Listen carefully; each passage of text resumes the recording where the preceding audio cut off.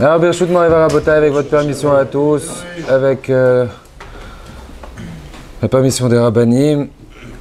Ce soir, c'est bien que c'était hier soir, mais on n'a pas pu la fêter correctement. Donc, Bezrat Hashem, ce soir, on fait l'Eloula de Rabbi Meir Baal HaNes.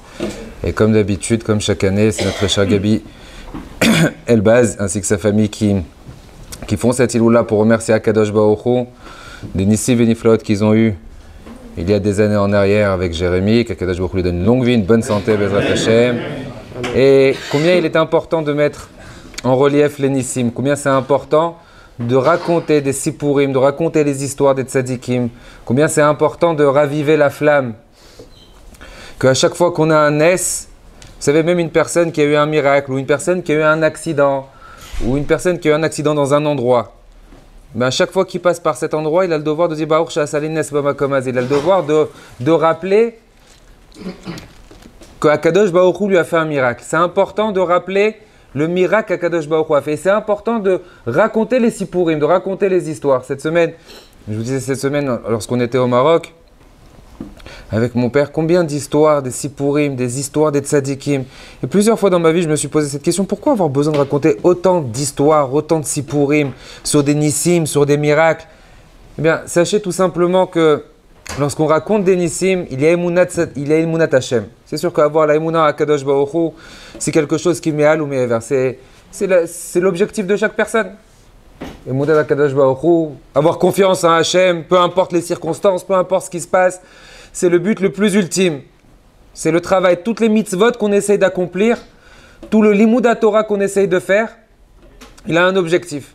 Avoir la Emunah. Tout ce qu'on étudie, toutes les mitzvot qu'on apprend, tout ce qu'on fait comme mitzvot, ça a un seul objectif. Avoir la Emunah à Kadosh Baruch Hu. C'est ça l'objectif. Lorsqu'on raconte les histoires des tzadikim, et en l'occurrence, ce soir, c'est l'Eloula de Rabbi Meir Baal HaNes. Aujourd'hui, c'est l'Eloula de Rabbi Meir Baal HaNes. Et rapporter une she'ela, rapporter une question qui est très très très connue. Comment ça se fait que Rabbi Meir Baal HaNes, lui spécialement, on appelait Baal HaNes? Pourquoi Rabbi Meir méritait ce titre de Baal HaNes? Pourquoi Rabbi Shimon Bar Yochai ne méritait pas le titre de... C'est une question qui est connue, qu'on a parlé plusieurs fois, mais donner peut-être une autre interprétation, une autre explication. Pourquoi Rabbi Shimon Bar Yochai, on ne l'appelait pas Baal HaNes?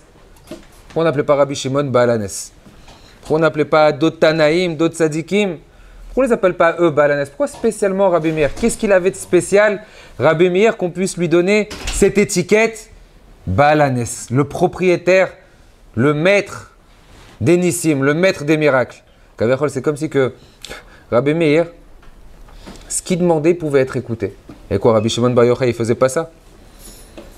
Pourquoi Rabbi Shimon, on ne pouvait pas lui mettre ce titre de Baal HaNes? Il y a plusieurs histoires, plusieurs Sipurim dans la Gemara. Mais avant de rentrer dans l'explication de qui était Rabbi Meir, on a remarqué dans la paracha de cette semaine, est mort El HaKohanim Ben Aaron. On avait un devoir, Akadosh Baruch Hu a demandé à Moshe Rabbeinu de parler aux Kohanim, les enfants d'Aaron, les Nefesh Lo Itama Be'amav.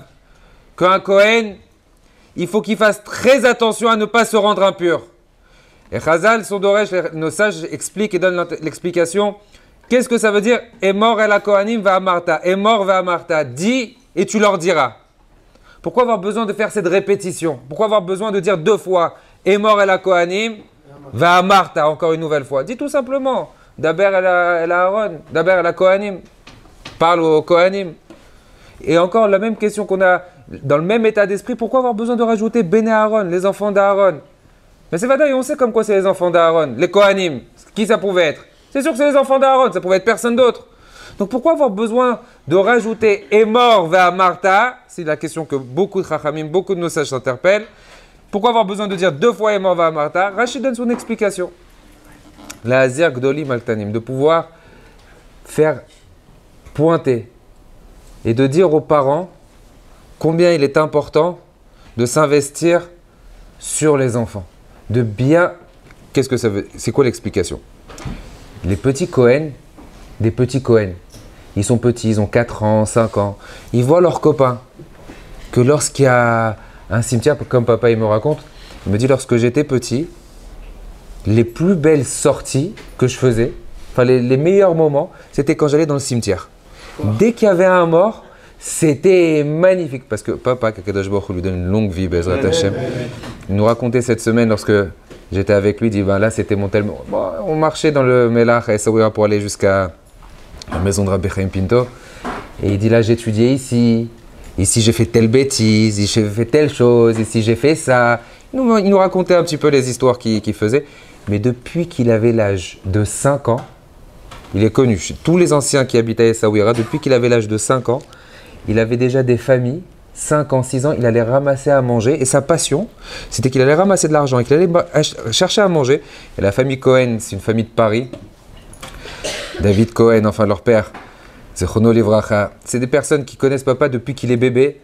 Ils se rappellent parfaitement que papa avait 5 ans, 6 ans, 7 ans, 8 ans, jusqu'à qu'il quitte Essaouira. Il avait l'habitude chaque vendredi de tourner chez tout le monde et d'aller ramasser de l'argent. Et ramasser de l'argent, il allait après les distribuer chez les pauvres. Il allait dans le Mélard, il allait leur donner, qu'est-ce que tu as besoin? Et plein de fois Rabbi Moshe, plein de fois mon grand-père, il lui dit, mais attends, qu'est-ce que tu me fais? À ton âge, tu me fais déjà concurrence, qu'est-ce qui t'arrive? Reste à ta place, après il te donne à toi, il ne va pas me donner. Et papa, il allait ramasser chez tout le monde et il allait distribuer à gauche et à droite. Et il nous raconte, il nous dit que combien de fois, les meilleurs moments où il ramassait de l'argent, c'était dans les enterrements. Les meilleurs moments, pourquoi? Parce que les gens, ils ont peur, pas malheureusement comme aujourd'hui à Shem Ishmor, que lorsqu'on va dans un cimetière, des fois, combien de fois, on le remarque, que ce soit n'importe où. La semaine dernière, on était à Marrakech, et... Tiens, mets-toi là-bas, mon fils. On était à Marrakech la semaine dernière, et je voulais raconter Shabbat. Dans l'avion, lorsque mon père est arrivé, lorsqu'il est parti de Tel Aviv à Casablanca, dans l'avion, il y avait des gens qui étaient assis juste à côté. C'était avec la Royal Air Maroc. Maintenant, il n'y avait pas des repas cachers pour tout le monde. Et il y avait des Juifs, des Israéliens qui étaient en train de manger taref. Et papa, ça le dérangeait. Alors, ma mère, elle lui dit, ne dis rien, tu ne les connais pas. Et ils entendent la discussion. Et qu'est-ce que tu vas faire? Combien de temps tu restes à Marrakech, toi, cette semaine? Combien de temps tu restes à Casablanca? Non, moi, je vais à Marrakech. Après, je vais à Agadir. Après, je vais à Essaouira. Papa, il entend tout ça. Il va faire quoi, lui, tout ça? Il dit, et tu vas faire quoi? Il fait, je reste 5 jours. Et qu'est-ce que je vais aller pèleriner. Je vais pèleriner tel tzaddik, et tel tzaddik, et tel tzaddik. Et la chol, il continue à manger. Mon père et ma mère, ils sont à côté, ils discutent. Tu te rends compte? Les gars, ils mangent taref. Ils sont en train de manger taref, mais ils vont aller pèleriner les tzaddikim. Ça veut dire que, quelque part, la neshama d'un Ben Israël, elle reste la neshama d'un Ben Israël. La neshama, elle reste tout le temps. Il faut savoir juste la raviver. La neshama d'un juif, elle reste tout le temps. On peut s'éloigner d'Hachem, mais on ne peut pas couper avec Hachem. On peut s'éloigner très très très loin, partir loin, mais tu ne pourras jamais couper avec Akadosh Baruch Hu. Akadosh Baruch Hu, il attendra tout le temps que tu fasses tes chouvas. Kadosh Baruch Hu, il est malé rachamim, Kadosh Baruch Hu, il est rempli de miséricorde. En allant, malheureusement aujourd'hui, lorsqu'on va des fois dans des cimetières, on n'a plus vraiment très peur. On voit des personnes qui sont habillées pas de sniout, ils peuvent arriver en short, ou les femmes elles peuvent arriver sans manches, ou la tête pas couverte. Bono shel olam, il y a des morts. Il y a le Malach HaMavet qui est en train de tourner. Le Malach HaMavet, il est dans le cimetière. Il n'y a pas un peu de peur? On fait une avéra à côté du Malach HaMavet? On doit avoir un peu de crainte. Si on n'a pas de crainte au cimetière, si on n'a pas de crainte chez les morts, mais où on va avoir de la crainte? Si on n'a pas de crainte lorsqu'on est en train d'enterrer quelqu'un et qu'on est en train de rigoler, papoter, l'autre il est pas de sniout et chacun il regarde à gauche. Mais où c'est qu'on aura de la crainte? On n'aura jamais de crainte. Combien c'est important? Il y a des endroits comme Bet HaKnesset, comme les cimetières, c'est des endroits où, Bémet, il y a des prises de conscience à avoir, comme la Gemara elle dit. Mais celui qui a eu un coup d'Yetzirah dans sa vie, quelqu'un qui a un coup d'Yetzirah, il a envie de faire une bêtise, il a envie de faire une avéra. Qu'est-ce qu'il doit faire? La Gemara dit au début, elle dit, oh, il regarde ses tzitzit, il regarde le bleu azur. À l'époque, il y avait le bleu azur sur les tzitzit, il se rappelle le Shamaïm, il fait Shema Israël. Et à la fin, la Gemara elle dit, ouais, mais il en peut plus, il a envie de faire la bêtise. Il se rappelle du jour de la mort. Alors c'est vrai, lorsqu'on se rappelle un peu du jour de la mort, ça nous fait un peu peur, ça nous fait peur, ça nous remet les idées en place. Donc on est censé avoir un peu peur. Mais des fois aujourd'hui, on est devant un cimetière, on est dans un cimetière, à côté d'un cercueil, et on n'a pas peur. Et on nous dit, c'est là où c'est qu'on va terminer, c'est là où c'est qu'on va être, et les gens, ils s'en fichent. Vous savez pourquoi les gens, ils s'en fichent? Vous savez pourquoi on s'en fout? Pourquoi malheureusement, parce qu'on n'a pas d'Irat Hashem. Akol bidei shamaim, la Gemara elle dit, Akol bidei shamaim, chutz mi'irat shamaim. Tout est entre les mains d'Hachem, sauf la crainte d'Hachem. La crainte d'Hachem, c'est quelque chose qu'on doit se travailler tous les jours. C'est chaque instant, chaque heure, à chaque moment, on doit se graver, faire entrer à l'intérieur de nous, Irat shamaim, la crainte d'Akadosh Baruch Hu. Lorsque Rabbi Meir Baal HaNes, Tzaddik Vekadosh Livracha, on connaît ces histoires, juste vous rapporter deux histoires pour vous dire qui était Rabbi Meir Baal HaNes. Rabbi Meir Baal HaNes, descendant, lui-même, il aurait pu se dire, bon, j'ai pas grandi dans la Torah, j'ai pas grandi dans une atmosphère de Torah, puisqu'il était descendant lui-même de convertis. Il aurait pu se dire, j'ai pas grandi dans cette atmosphère, j'ai pas beaucoup étudié. Il aurait pu se dire ça, j'ai pas eu cette éducation. Rabbi Meir Baal HaNes, toute sa vie, savait faire une bracha à quelqu'un. Et on va dire, par exemple, quelqu'un a une grave maladie comme cette semaine, j'écoutais tellement de Nissim Veniflaot, ça m'a tellement boosté. Personnellement, ça me manque. Parce que... Et lorsqu'on revient de ces endroits, lorsque je reviens d'être à côté de mon père et de voir tous ces Nissim et de voir ces gens qui sont pachout, ces gens qui sont simples, et de voir, qui voient la main d'Hachem dans toutes choses, qui voient la main d'Akadosh Baruch Hu dans toutes choses. Et mon père, il arrive à nous faire, dans un truc qui est banal, dans une histoire qui est banale, mais il arrive à nous faire montrer vraiment la main d'Hachem. Elle est où la main d'Akadosh Baruch Hu? Chercher la main d'Hachem dans des choses qui sont peut-être logiques, dans des choses qui sont peut-être normales. Il racontait tellement d'histoires, papa. Et il y avait tellement d'histoires que les gens nous racontaient qu'il y avait un agent de sécurité qui était avec nous. Cet agent de sécurité qui était avec nous, il avait écouté, voilà, 4 jours, il écoutait des histoires. Maintenant, on est sur la route de Marrakech à Essaouira. Et il se retourne dans la voiture vers papa. Il n'y a pas de confession juive. Et il lui dit, Rabbi David, moi aussi je peux vous raconter une histoire? Alors il lui dit, bah, vas-y, raconte. Il fait, vous savez que j'aurais dû jamais exister dans ma vie? Il lui dit, ah bon? Eh bien parce que ma maman, lorsqu'elle est tombée enceinte, il ne voulait pas de moi, donc il voulait m'enlever. Et on est parti chez un docteur d'Essaouira, qui est de confession juive. Et moi, ils ont endormi ma mère, et ils sont venus pour me l'enlever. Elle se réveille, et le docteur, il va chez sa mère et lui dit, ça y est, c'est bon, c'est tout enlevé? Donc il fait, non, je ne voulais pas enlever.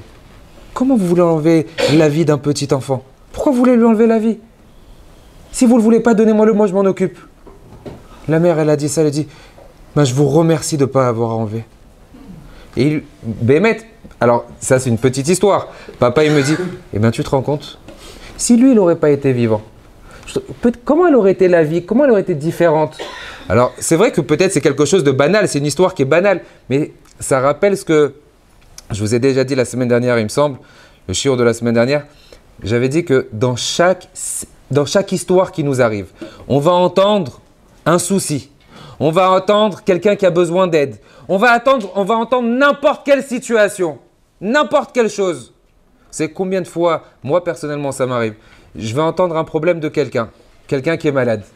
Et il va me dire une maladie. Voilà, j'ai telle et telle chose. Et bon, bah, c'est pas que je suis curieux, c'est que je veux savoir c'est quoi la maladie. Donc j'entends, je me renseigne, c'est quoi les symptômes et quelle chose.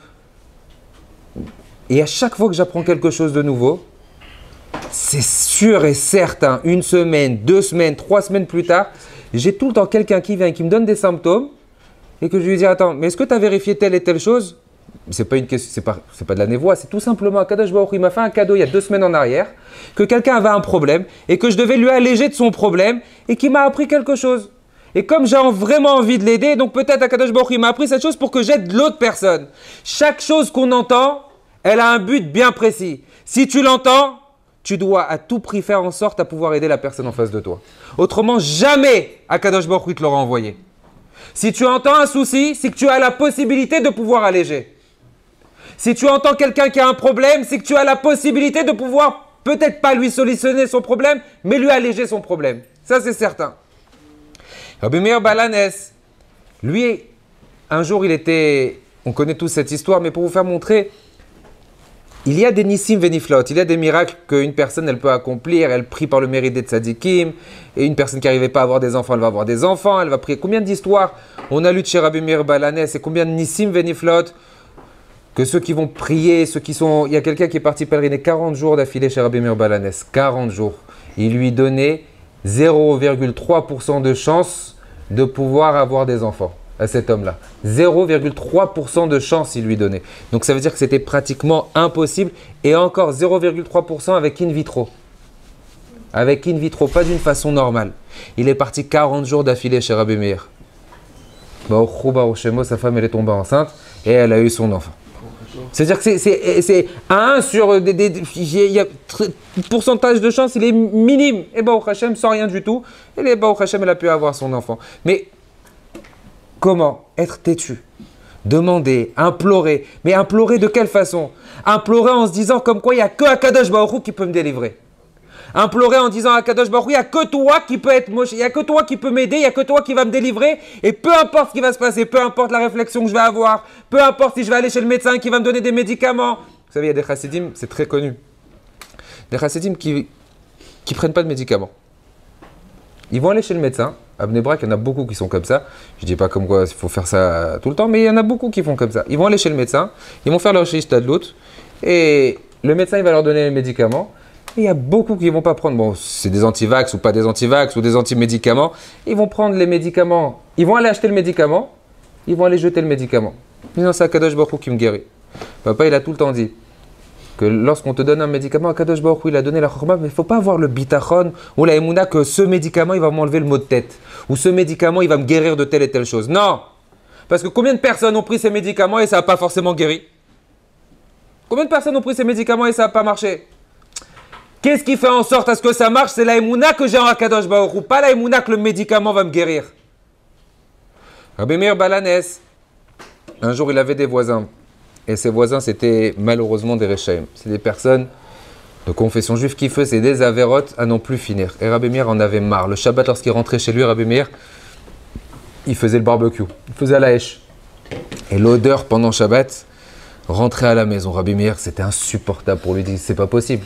Il voit qu'il y a un rabbin, il voit quelqu'un de religieux. Et normalement, vous savez, rien que la tsoura d'un Talmid Chacham, lorsqu'on voit un tzaddik, lorsqu'on voit un rav, on se rapproche automatiquement d'Akadosh Baruch Hu.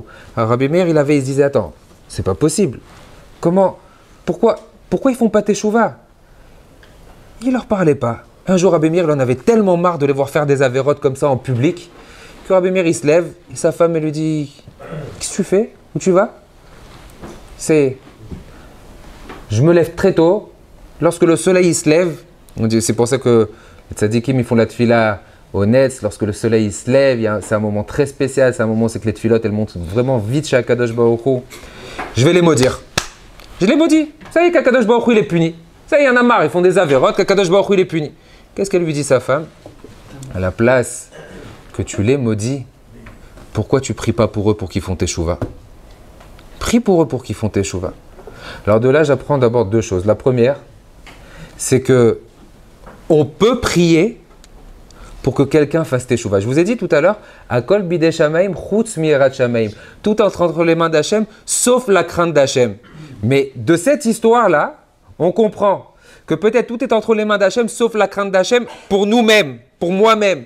Mais que quelqu'un il prie pour moi pour que je fasse teshuva, oui c'est Moïl, oui ça marche. Et on l'apprend de cette histoire.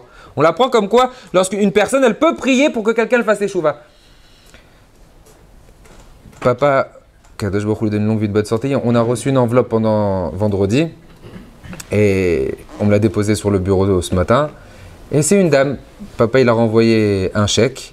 C'est une dame que mon père avait vue, ça fait 3 ans, 4 ans en arrière, qui était venue demander une bracha pour son fils qui faisait énormément de bêtises, qui allait se marier avec une goya, bref, peu importe. Et elle remerciait mon père. Merci beaucoup, vous avez fait la bracha, et Baruch Hashem, il est rentré dans le droit chemin, il a fait teshuva, il a fait ci, il a fait ça. Donc ça veut dire que, Baruch Hashem, on peut prier pour que quelqu'un fasse teshuva. Et ça doit faire peut-être partie de notre filote.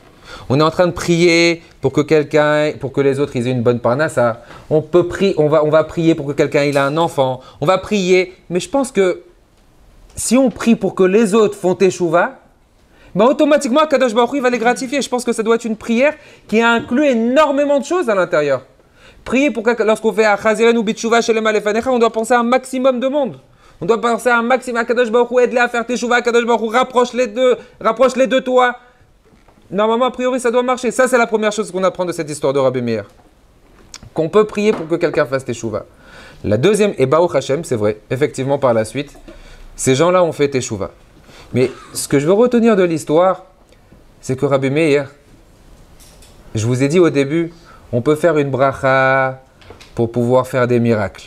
On peut aller chez un tzaddik et recevoir des brachot. Mais quel est le plus grand miracle? C'est quoi Baal Hanes? C'est quoi le plus grand miracle? Travailler ses traits de caractère. J'ai envie de m'énerver, je m'énerve pas. Ça, c'est un vrai nes. J'ai l'habitude d'être colérique et je ne m'énerve pas.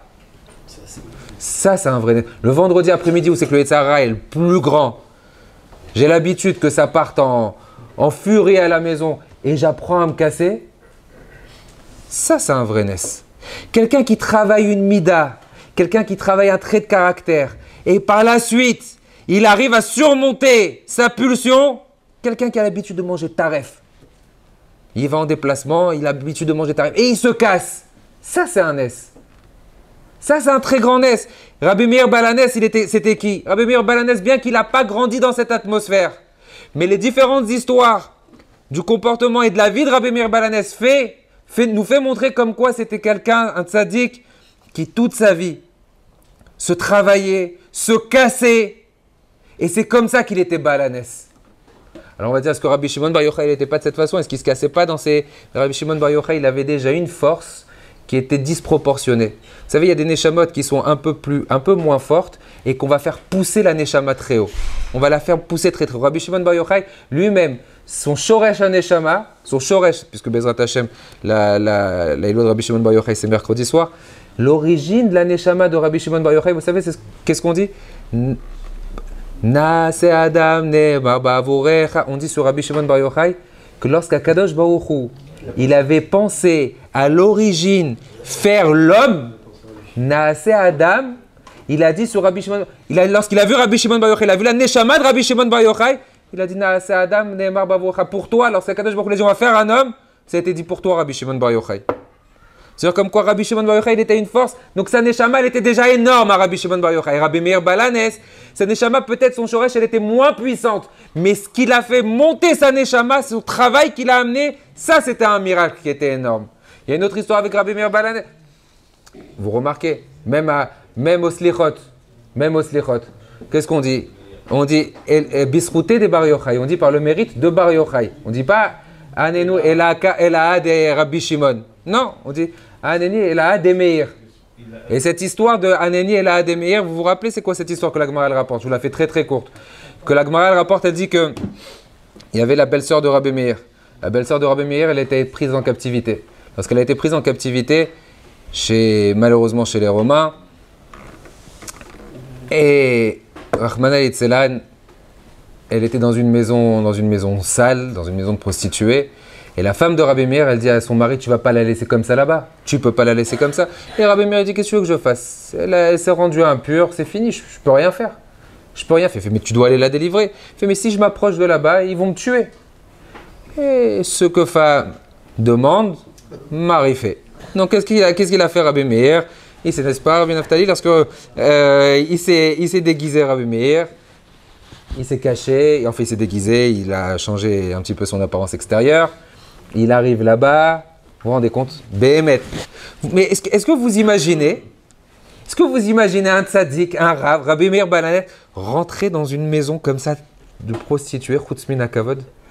Mais rien qu'imaginer un gars normal qui rentre dans... Mais qu'est-ce qu'on va dire sur lui? Rabbi Meir, il est rentré là-bas. Quel doucha il devait avoir. Mais quelle puissance. Même pas il regardait. Il rentre là-bas. Il dit, je veux voir telle et telle femme.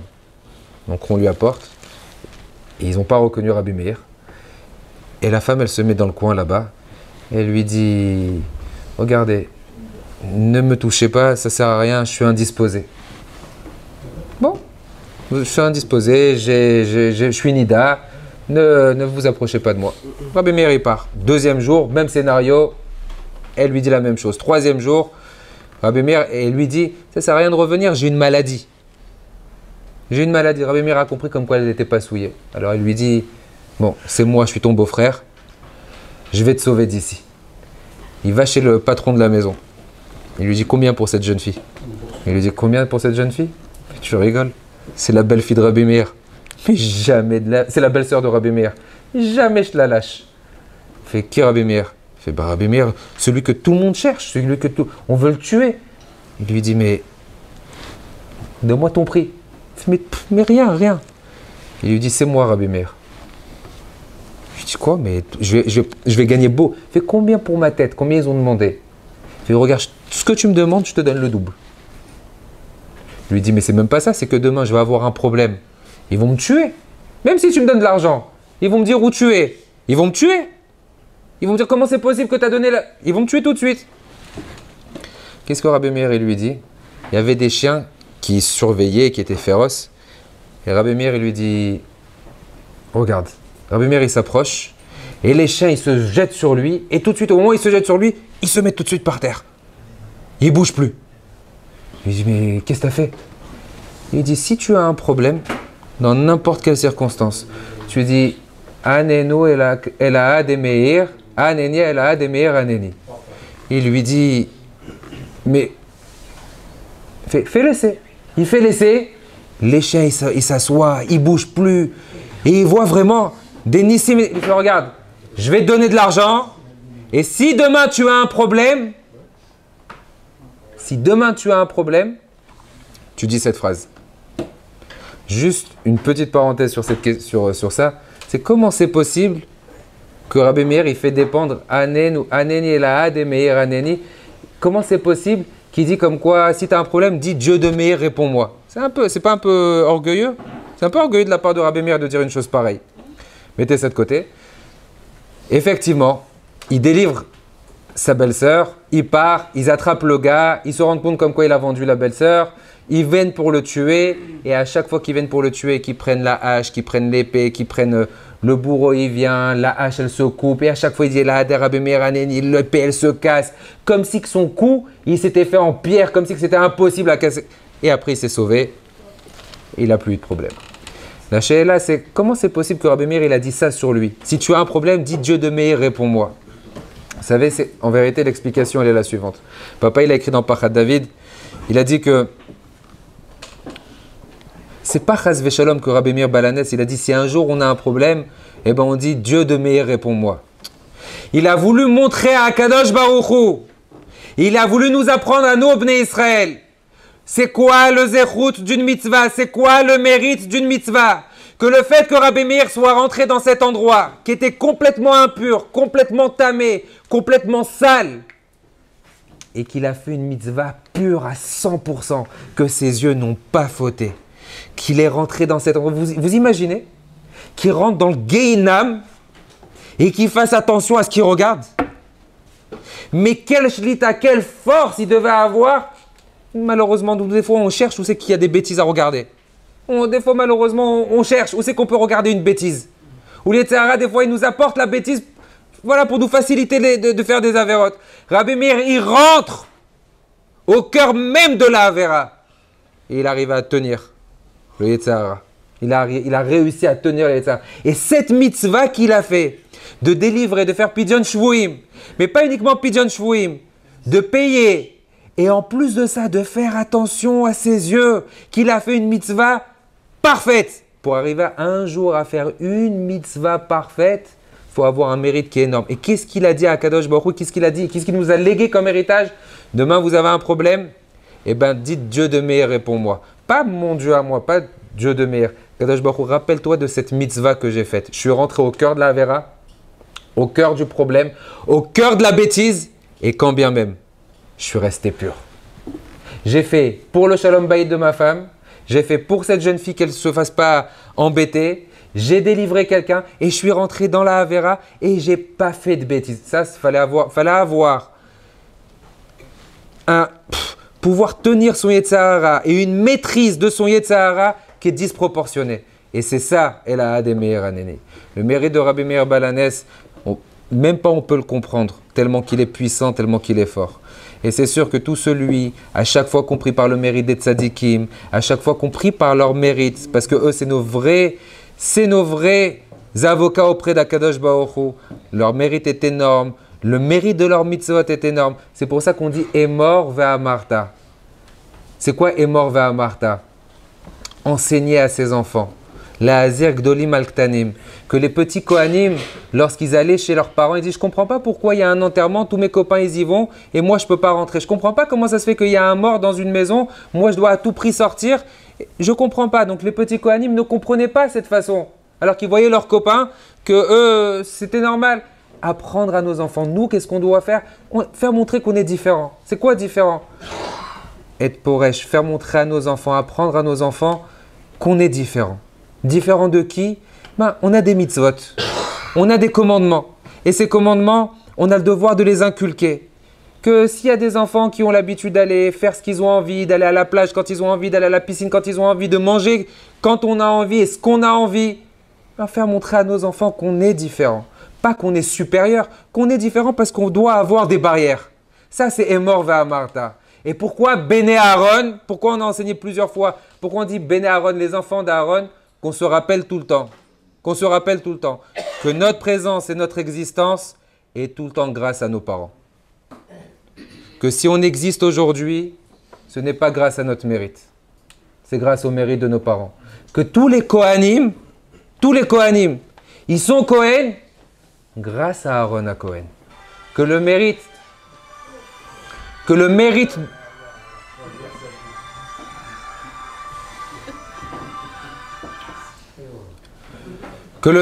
de Aaron à Kohen, le mérite d'Aaron à Kohen, la Gdusha de Aaron à Kohen, elle rejaillit sur les Kohanim jusqu'à aujourd'hui.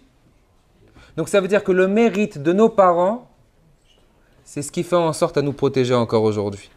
Alors, Yeratson, qu'Akadosh Baruch Hu donne une longue vie à nos parents d'abord, Bezrat Hashem, qu'Akadosh Baruch Hu protège Am Yisraël, Bechol Makom Shem, et que le mérite de Rabbi Meir Balanes, Tagen Ba'atrem, Ba'adenu, Yomar Dalet Tzarotenu, qu'Akadosh Baruch Hu nous protège dans toute situation. Je clôture sur deux choses. On a la présence Baruch Hashem de deux. Merci à Kadosh Baruch Hu. Voilà, je vous le dis, mais on dit merci à Hashem. Voilà que peu importe ce qu'on a la présence de deux rabbanim qui sont avec nous, deux personnes. Une personne, Avlougassi, qui est à ma droite, son épouse, malheureusement, a eu des grandes souffrances.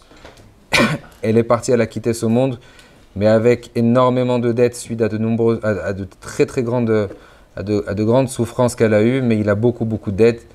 Donc toute personne qui peut l'aider est à voir l'Echem Beracha. Et à ma gauche, on a un autre Meshoulach, un autre Rav, qui est venu pour ramasser pour les nécessiteux de Eretz Israël.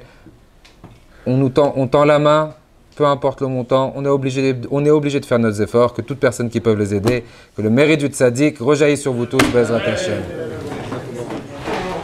Rabbi Hanania ben Akasha Omer Atzak Kadosh Baruch Hu Zakot Israël. Frère Balaam Torah Mizot Shenemar.